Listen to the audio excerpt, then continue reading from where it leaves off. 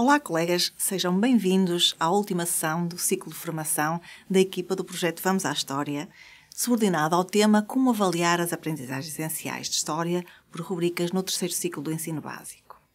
Hoje vou explicar como implementar a avaliação nas seguintes rubricas: resolução de problemas e trabalho de grupo. Para quem não tem estado comigo nestas sessões, o meu nome é Cristina Maia e sou coautora deste projeto com as colegas Ana Margarida Maia, Ana Margarida Caramês e Jorge Araújo. Nesta terceira sessão, vou então exemplificar como avaliar por rubricas 2 processos de implementação através de metodologias de trabalho colaborativo. A avaliação por rubricas privilegia as metodologias de trabalho colaborativo em contexto de sala de aula, como já foi, por mim, apresentado numa outra sessão de trabalho, pois permitem centrar estas metodologias de trabalho a aprendizagem no aluno e favorecem a atuação do professor como mediador das aprendizagens. Vou então apresentar duas metodologias de trabalho colaborativo, como disse, a resolução de problemas, questões, que será desenvolvida em trabalho de pares, e uma outra rubrica que será o trabalho de grupo através de uma aula-oficina. Vou começar por vos apresentar a planificação da avaliação por rubricas da resolução de problemas, questões, e será em torno do tema das revoluções liberais, um assunto a ser lecionado no subdomínio 7.1 no 8º ano. A realização da rúbrica poderá ocorrer no final do trabalho de todo este subdomínio como síntese do mesmo.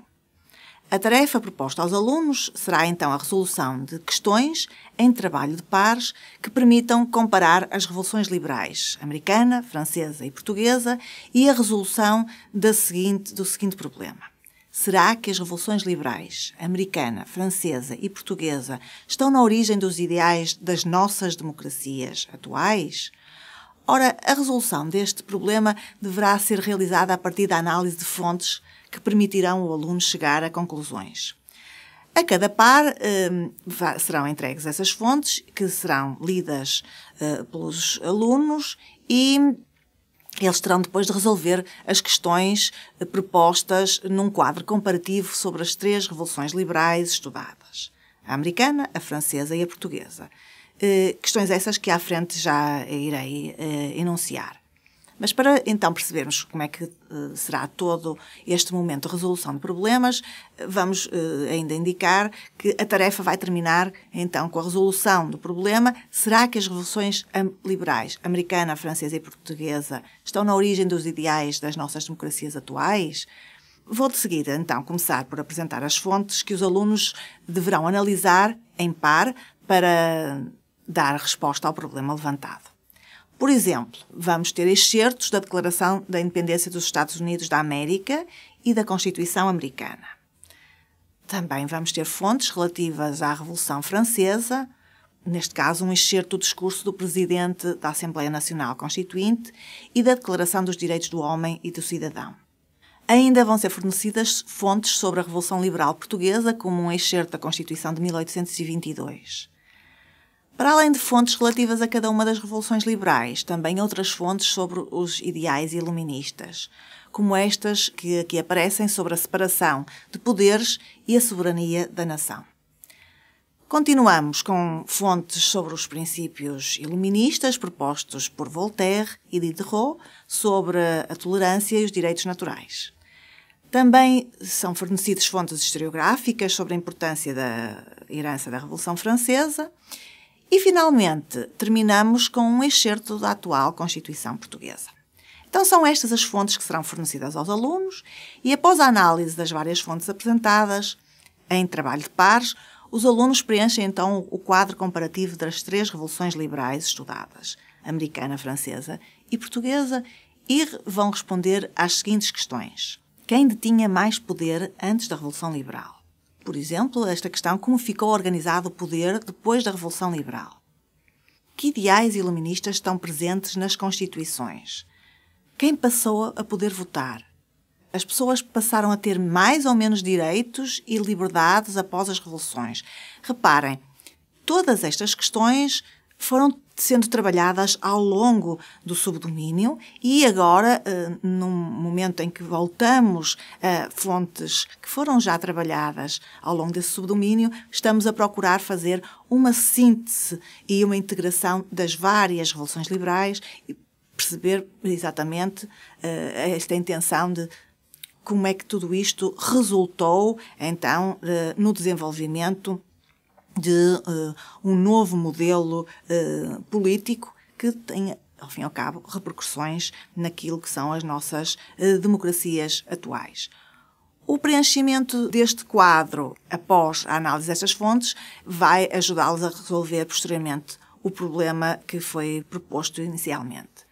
Depois de terem analisado as fontes e preenchido o quadro, os pares planeiam a resolução, então, do problema. Será que as revoluções liberais, americana, francesa e portuguesa, estão na origem dos ideais das nossas democracias atuais? Então, o professor deverá dizer aos alunos para terem em consideração a utilização do vocabulário específico da disciplina na resolução deste problema.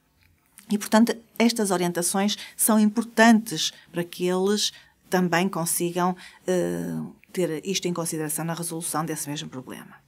O professor deverá ainda orientá-los a terem em consideração vários aspectos na organização desta resolução do problema. Por exemplo, quais foram os ideais iluministas. Um outro aspecto importante na resolução deste problema é que eles também saibam elencar que ideais iluministas estão presentes nas constituições do passado e do presente. E ainda um outro aspecto muito importante é que os alunos também saibam dizer como é que os ideais iluministas influenciaram a Declaração dos Direitos do Homem e do Cidadão e a própria Declaração Universal dos Direitos do Homem. Finalmente, uma última orientação é dizer-lhes que eles devem também dar a opinião deles sobre que princípios defendidos pelos iluministas e pelas revoluções liberais estão mais visíveis na nossa sociedade ocidental atual. E assim termina a tarefa proposta aos alunos e seguir-se-á a avaliação formativa deste trabalho. Para avaliar a rúbrica Resolução de Problemas, vou-vos apresentar a proposta então de uma grelha de avaliação para o professor, tendo definido como competência histórica estruturante para essa avaliação o tratamento de informação e a utilização de fontes. Vou então apresentar-vos essa grelha e vamos fazê-la chegar também até vocês. Deverão ter sempre em consideração que esta terá de ser devidamente adaptada depois à realidade de cada contexto escolar. Na grelha, a tarefa deve aparecer sempre muito bem definida, isto é, a resolução de questões em trabalho de pares, questões comparativas entre as revoluções liberais americana, francesa e portuguesa, compostas num quadro comparativo e, finalmente, a própria resolução de problema, que será o que já fui mencionando. Será que as revoluções liberais americana, francesa e portuguesa estão na origem dos ideais das nossas democracias atuais?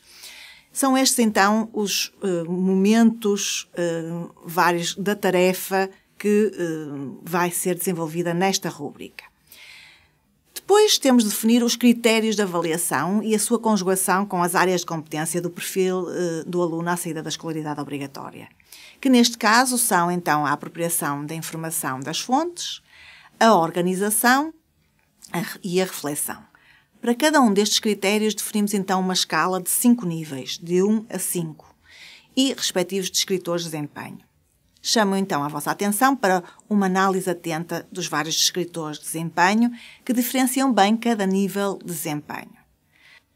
Também de forma a ir ao encontro dos princípios estruturantes da avaliação por rubricas, vou-vos apresentar uma grelha de autoavaliação ou lista de verificação de aprendizagens para o aluno. A lista de verificação utilizada pelos alunos destina-se a registar individualmente se conseguiram fazer cada um dos aspectos indicados nas questões que aqui se encontram listadas. Estas listas terão como objetivo ajudar cada aluno a autoavaliar a sua própria aprendizagem, desempenhando assim a avaliação um papel que será formativo, uma vez que dão indicações prévias daquilo que se pretende que aprendam e naquilo que serão avaliados.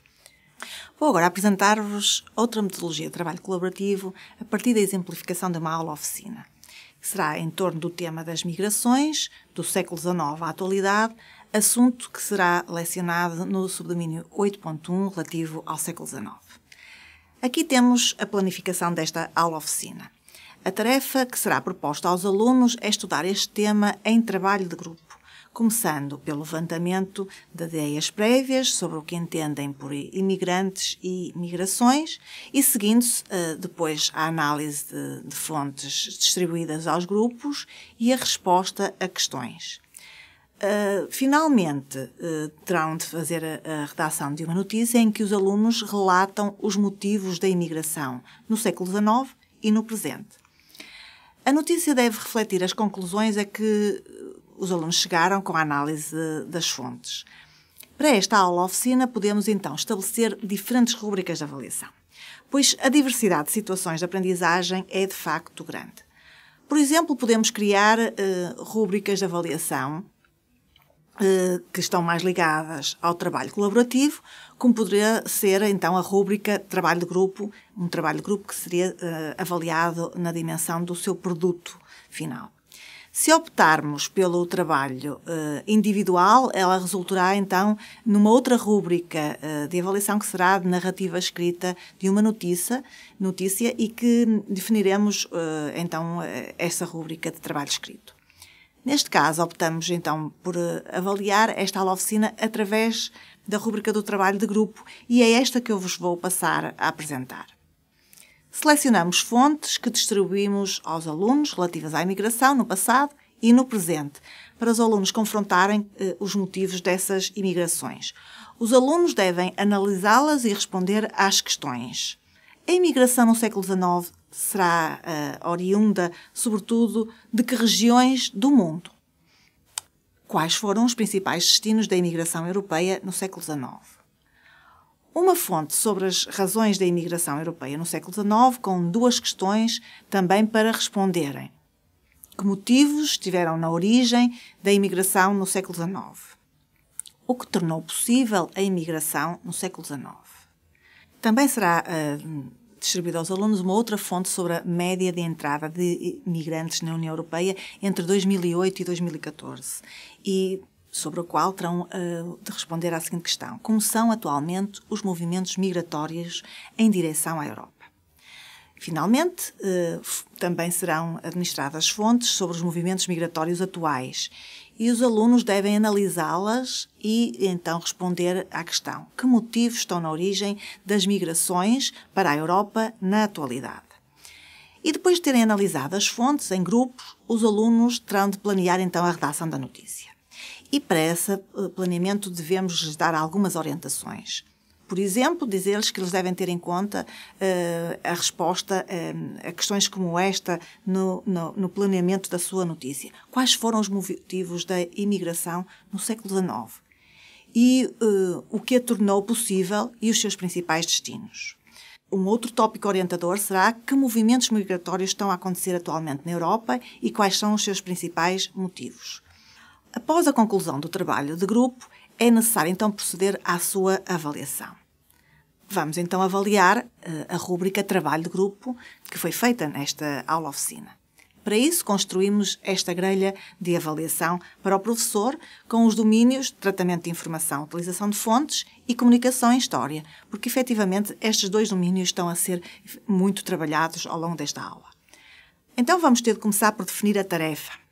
Isto é, indicando que é o trabalho de grupo sobre o tema das imigrações do século XIX à atualidade, que começa pelo levantamento de ideias prévias através do preenchimento de um quadro. A tarefa continua a desenrolar-se com a análise de fontes distribuídas aos grupos e a resposta a questões. E, finalmente, os grupos terão de redigir uma notícia que relata os motivos da imigração no século XIX e no presente. A descrição detalhada da tarefa é sempre muito importante na construção da rúbrica. A notícia deve refletir, então, as conclusões a que chegaram os alunos a partir da análise dessas fontes. Depois, na grelha a seguir à definição da tarefa, temos de definir os critérios de avaliação e a sua conjugação com as áreas de competência do perfil dos alunos à saída da escolaridade obrigatória, que neste caso são então os seguintes critérios: a apropriação da informação das fontes, a contextualização e multiperspectiva. Ainda também um outro critério da organização e, por fim, o critério da cooperação e responsabilidade. Para cada um destes critérios, definimos uma escala de 5 níveis, de 1 a 5, e respectivos descritores de desempenho. Mais uma vez, chamo a vossa atenção para uma análise atenta dos vários descritores de desempenho que diferenciam bem cada nível de desempenho. Isto, de facto, é muito importante que aconteça. Também vos faremos chegar esta grelha para a vossa análise. Assim como também faremos chegar uma outra grelha de autoavaliação, ou lista de verificação de aprendizagens, desta vez destinada para o aluno, relativa a esta mesma rúbrica, e que naturalmente foi construída com uma linguagem adequada ao aluno, partindo dos mesmos critérios de avaliação que temos na grelha da rúbrica destinada ao professor. Caros colegas, chegamos ao fim deste ciclo formativo. Quero agradecer o vosso interesse e foi com muito gosto que aqui estive a partilhar as nossas experiências enquanto professores. Esperamos que estas vos tenham sido úteis. Até breve.